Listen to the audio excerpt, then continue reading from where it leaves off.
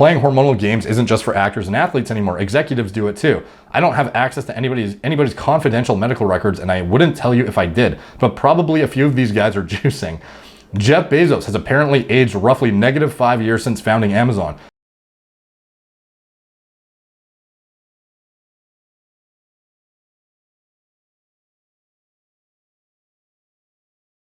What's up guys, Derek from replacementdates.com. Today we are going to be talking about the hyper elites in business. We're not talking about the genetic hyper elites in bodybuilding or anything like that.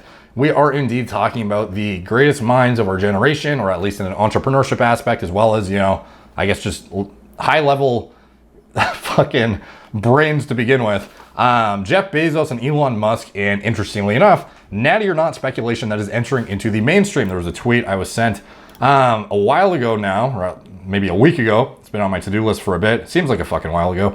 Bezos, Musk, and Brin don't just look young, they act young. I suspect that it's because hormonally they are young. Is our elite business culture being driven by testosterone supplementation? Read one of the more bespoke theses we have published here. So this is the Palladium magazine, and they published an article called "Competitive Hormone Supplementation is Shaping America's Future Business Titans." So it's like, it's very it's written in a way that is very professional sounding, but essentially it's just a fucking Natty or not on Elon Musk and Jeff Bezos. So we're going to go through it together. There's a natural hormone mediated life cycle to a businessman's career. When he's young, he goes for broke and often goes broke. He borrows big, fights hard, and doesn't take no for an answer, and builds up an empire. Now, obviously, you've probably seen, or maybe you fucking haven't, I don't know. If you've seen my video recently on testosterone makes effort feel good, where it was responding to Lex Friedman and Huberman from the guest he had on the show, who's also a very, I'm realizing a very prominent spokesman in, or I don't know, like he's not an influencer, he's like an actual like high quality fucking professor, and he knows this shit inside out pretty much in terms of neurological health and whatnot. And he has some good information on hormones and whatnot too. And basically I was responding to their video talking about, the interaction with dopamine, prolactin, testosterone, motivation, etc. And I kind of talked about how high testosterone levels are linked to, stress resilience, tolerability to risk and whatnot. And this sort of ties in directly with this. So I'd recommend you check out that video if you haven't seen it. So when you're young, you have a higher tolerance to risk. Like, you're more willing to throw yourself into the fire and fucking risk it all. So in middle age, the business still expands and the CEO's waistline expands too. He's more content with steady growth and doesn't feel a need to do anything especially revolutionary. As he slows down, so does the business. Retirement is a blessing. All of this closely tracks levels of testosterone. In addition to its well-known effects on variables like muscle mass and body hair, testosterone affects personality. People with higher levels of test are more willing to take risks. They're more assertive. There's a reason little old ladies rarely die in hang gliding accidents or get hospitalized for eating too many flaming hot Cheetos. It's just not cultural. Testosterone levels are higher for men. They typically peak in a man's early 20s and decline steadily through their adult life. Two forces have upended this dynamic. Across a wide spectrum of the male population, testosterone levels are falling precipitously. Testosterone levels are declining at about 1% per year, which is pretty close to the annual pace of decline for a given man after age 20. No one is entirely sure why. Perhaps comfortable modernity, holy fuck, that's hard to say, modernity suppresses testosterone production. Perhaps we're less physically active and more obese. Then there's the cultural changes we're less likely to think about. After all, declining cigarette consumption plays a role. Nicotine boosts testosterone levels, or maybe there's something in the water. Now, we do see historically, like when guys, even when they become dads, for example, and all of a sudden they have no need to, go out and procreate and try and, get women, essentially, their testosterone levels plummet. Like, there is definitely a biological component where your body kind of realizes when it needs test in order to like go do stuff that is conducive to progressing in life or getting, certain goals and shit. And so it's not just age related too. A lot of it is, diet, sleep hygiene related, as well as the environmental circumstances you've imposed upon yourself. Meanwhile, testosterone supplementation is a booming business, no longer the province of bodybuilders. Well, no longer solely theirs. It now goes by the name testosterone replacement therapy. A modest payment, your MD can give you a vial of the same stuff Arnold was injecting to win Mr. Olympia. This guy clearly did not do his research in that and just speculated that everyone in the 70s was using test, when in reality, Arnold is well known for leveraging dianabol as his testosterone base. So this is totally incorrect. TRT is not cheap, and finding a doctor who is willing to diagnose you with low test is not as easy as it could be. I personally haven't indulged. but it appears that many people have. The number of TRT patients in the US tripled from 2001 to 2013, and doctors are willing to prescribe doses that, while reasonable for a younger man, are excessive for a middle-aged or older one. That was kind of interesting how he's just knows and can say with such, authority that you should not have these levels when you're older. Like, frankly, you could argue that younger men shouldn't have the stability of these hormones either. It's not really a natural process to introduce a enanthate ester into your fucking body that has a constant bleed with no chronic dips based on your diurnal rhythm. So this whole fucking thing is artificial, obviously. Doctors can also connect the discriminating patient with sources of HGH, effects, higher muscle mass, lower body fat, faster injury recovery, all good for maintaining high natural testosterone levels. This is an open secret in the fields of sports and entertainment. How does a man in his late 30s add a few inches to his bicep over summer? Kumail Nanjiani. How does a party-going 50-something actor still have a six-pack that would be the envy of a frat boy on spring break? The answer is a vial in his medicine cabinet. I don't mean to imply that drugs alone can get you an amazing physique. You still have to work out, but in one of nature's cruel jokes or gifts to the diligent, the extra ambition and energy from higher levels of test tends to lead to more workouts. It's a cruel truth for fat men. If you're too lazy to go to the gym, it's because you haven't been going to the gym. But playing hormonal games isn't just for actors and athletes anymore. Executives do it too. I don't have access to anybody's confidential medical records, and I wouldn't tell you if I did, but probably a few of these guys are juicing. Jeff Bezos has apparently aged roughly -5 years since founding Amazon. He used to look like the kind of dweeby guy who would spend hours in Wikipedia edit wars about Michael Bay movies. Now he looks more like the Terminator. So I'm sure a lot of people have seen that picture of Jeff Bezos like walking, has like a, like a sick fucking shot of him just like looking alpha as hell walking towards the camera. And he looks night and day different than his previous self. He looks way more hyper masculine. He looks just more jacked. He looks like everything that screams intervention of some sort. Not just lifting, it looks like, pretty blatantly obvious what a difference his kind of like has happened to his, on top of his genetics. Elon Musk also used to look like a sickly pale guy. He's not Adonis these days by any means, but it's clear he's working out, and maybe more. Well, yeah, he also fucking got a hair transplant. Sergey Brin has stayed in pretty solid shape for a middle-aged guy. He'd probably still be able to seduce subordinates in several decades his junior sans physique. But would he have bothered? Sans physique. Okay, bro. He's no longer in the saddle, but Henry Nicholas of Broadcom seemed to enjoy... Imagine actually talking like this in person. Sergey Brin has stayed in pretty solid shape for a middle-aged guy. He'd probably still be able to seduce subordinates several decades his junior sans physique. Fuck, dude. He's no longer in the saddle, but Henry Nicholas of Broadcom seemed to enjoy some extra chemical assistance. At least, that would explain his reputed habit of waking up at 3 in the morning to blast metal and do deadlifts. It would also explain why he was doing this in his enormous underground sex dungeon. What's interesting about these characters is that they aren't just staying physically youthful, they're also maintaining a young person's monomaniacal zest for world domination. Jeff Bezos is growing Amazon at a breakneck startup pace and seems to treat the entire business as being engaged in de facto trench warfare with anyone who sells anything to anyone. What is your margin is my opportunity, if not a declaration of war on anyone with higher profit margins. Amazon net margin in 2017, 1.7%, or a higher cost of capital. Amazon cost of capital, close enough to zero for our purposes. Musk tends to engage in such responsible hobbies as tweeting on LSD, giving unrealistic production estimates, working 20-hour days to meet them, starting various feuds with the financiers who float his businesses, the regulators who shut it down, and Thai cave divers. Musk and Bezos, by the way, are engaged in a private space race to see who can shoot rockets the farthest, and it has been since the days of JFK and Khrushchev. Probably said that wrong. This is clearly a contest to see who is more hyper-masculine. Bezos, Musk, and Brin don't just look young, they act young. I suspect that it's because hormonally they are young. They may have the same level of They may have the same level of rambunctious combativeness that they did when they were quitting jobs and risking it all in their 20s, because in physiological terms, they are still in their 20s. Can this continue? No, not indefinitely. Eventually, high doses of testosterone lead to blood pressure problems and premature heart attacks. Bro, the misinformation. High doses, you're going to quantify that?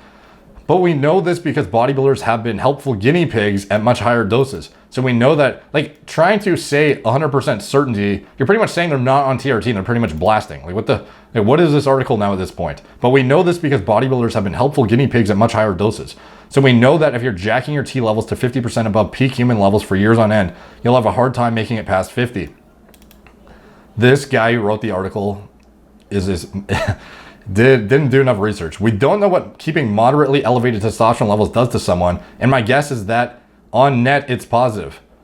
Has he looked into the cardiovascular implications of low test levels potentially? Maybe there's a reason why you are healthier when you're younger. I don't know. Many of the health problems we associate with middle and old age are lifestyle problems. Middle-aged people get diabetes and heart issues because they're less active, and they're less active because they don't have vitamin T telling them to do laps in the pool or grind out some squats. Certainly, moderate testosterone supplementation increases most men's health span, especially given the precipitous drop in male testosterone levels over the past few decades. Okay. The social implications are prepare for more of the same. Imagine if when Bezos had started Amazon, someone had given him a check for $18 billion. That's how much operating cash flow Amazon generated last year. If he continues to invest it with the talent of a tech visionary, the personal network of a well-connected Sun Valley regular, and the ambition of a young man, imagine how long that wealth will keep compounding. The power of artificial hormone supplementation is creating a new generation of corporate leaders who will remain young men in a hurry well into their 70s. We should expect more bold ventures, more oceans of tactically spilled red ink, epic financial feuds, and of course, a staggering rise in inequality, mixing drugs and business. The two precedents, but we can zoom back for a bit. This thesis seems strange. Drugs have led to social changes, but have they changed business? Of course. I present as a case study the dopaminergic theory of financial bubbles. The theory works like this. Dopamine is a neurotransmitter that we think of as the pleasure signal, but it's more the anticipation of pleasure signal. And speculation is just a form of competitive anticipation. You make a bet on treasuries or oil futures or a hot penny stock. Somebody else takes the other side. Whoever anticipates the best wins. It's no surprise that in finance, drugs that affect dopamine have pretty high uptake, generally intranasally. There are two bubbles that we can attribute pretty directly to the availability of exciting new dopaminergic drugs. In the 1980s, the US was flooded with cocaine. It wasn't cheap, but yuppies were rich, so to the yuppies it went. The 1980s were also the era of hostile takeover. Find some sleepy old company, borrow 95% of the value of the company's assets, buy it up, shut it down, liquidate the pension, and walk away with a big chunk. This is total cokehead behavior. And in the 80s, coke was ubiquitous on Wall Street. There was probably a banker somewhere who didn't even remember that he worked on the RJR Nabisco deal until he read Barbarians at the Gate, just like Stephen King with Cujo. A few major Wall Street figures at the time either got caught doing cocaine or quietly spent some time in rehab. After the 80s, cocaine use declined and the merger world changed. There were still blockbuster deals and stupid acquisitions, yes, but they lacked the hyperkinetic, mile-a-minute nature of the hostile takeover blizzard.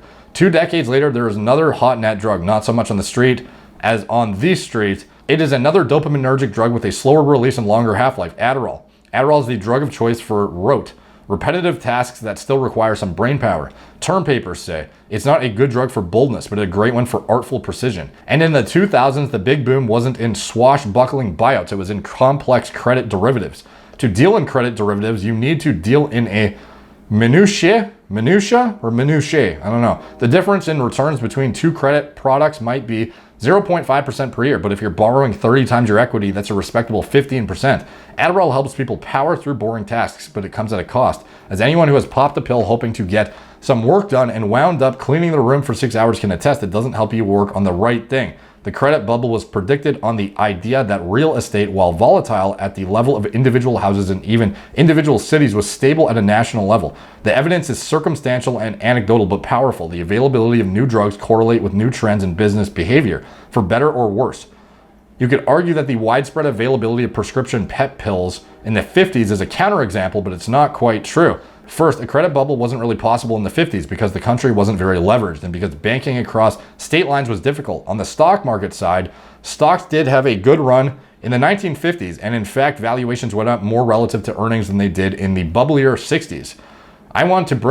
I write to bring attention to an interesting phenomenon, not to condemn it. A decent share of human accomplishment comes from men hopped up on high levels of tasks, taking insane risks just for bragging rights. At the time of the moon landing, the average age in mission control was 26. Many of the same guys stuck around for NASA sclerosis and decline in the following decades. Entrepreneurial brio and risk tolerance are like so many other products increasingly made in China. We could benefit from having more of the homegrown variety, even if it's not certified organic.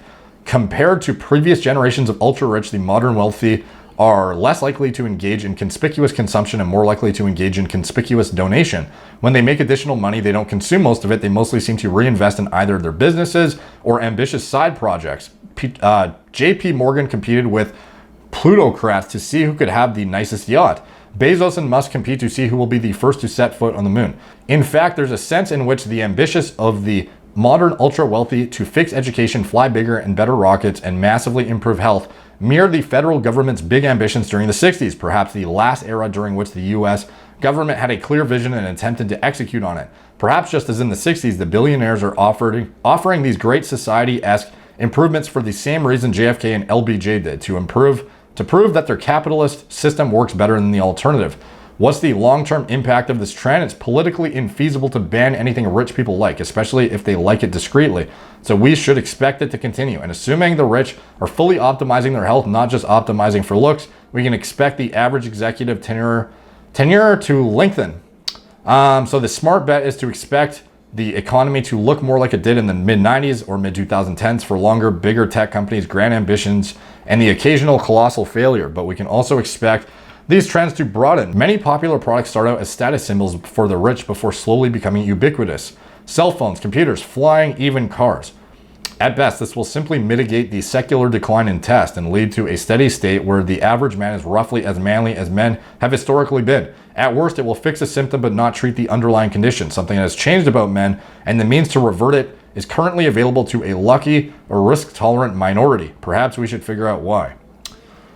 Holy shit, that was longer than I anticipated, but hopefully you found that interesting. And it's kind of interesting how for some reason I'm being tagged in this now, and I just realized this is a January 2019 article. So this Palladium magazine post was literally a week ago, but obviously still relevant. The exact same shit is going on, and it's very interesting to hear their take on drug-ridden entrepreneurs, essentially, and what goes into becoming hyper successful in terms of enhancing or at least playing off of the dopaminergic system in the brain. So, I definitely think it plays in. I'm not saying anything opposing what he said. Some of the facts they brought up are, of course, incorrect. But some of it's just semantics, like Arnold not taking tests and taking Dianabol and shit like that, saying that people are going to get, die before 50 if they take like TRT, or at least implying that they're using super physiological doses like Bezos and Musk. Highly doubt they are. I'm sure they're just on reasonable TRT and probably leveraging certain compounds for their brain health. And I'm sure it's not just limited to stimulants for ADHD. I'm sure they are using other things as well. In the not just the nootropic space, in different spaces that definitely can make a big move the needle in terms of information retention and whatnot. So anyways, interesting article. Hope you guys enjoyed that. Like, subscribe, check out my blog, moreplatesmorenades.com. Let me know if you guys think Elon Musk and Jeff Bezos are on the Sazul. And when I say Sazul, I just mean TRT or GH replacement potentially too. What do you think they're on? And thank you guys for watching. If you want to support the channel, you can check out anything I'm associated with in the video description below, including my TRT clinic. It's all telemedicine from the comfort of your own home. Obviously, if you're going to pursue TRT, you need to have oversight from high quality doctors who know their shit. There are tons of TRT clinics popping up around the country. It is a booming industry, but unfortunately, there are a lot of people getting into it who just do not know their shit, and they will be giving you haphazardly pre-designed protocols not based upon your individual needs, compounding things like fucking anastrozole into your test and just giving it to you without even realizing what you may or may not need, just dumb shit like that. You don't want to end up in the care of a guy like that. So if you want to get high quality oversight from people I've vetted myself personally, you can check out my clinic. It's in the description below, as well as my recommended lab tests and diagnostics to stay on top of your health and your biomarkers. And anything else I'm associated with, it's all in the video description below. Thank you guys for watching. Talk to you soon.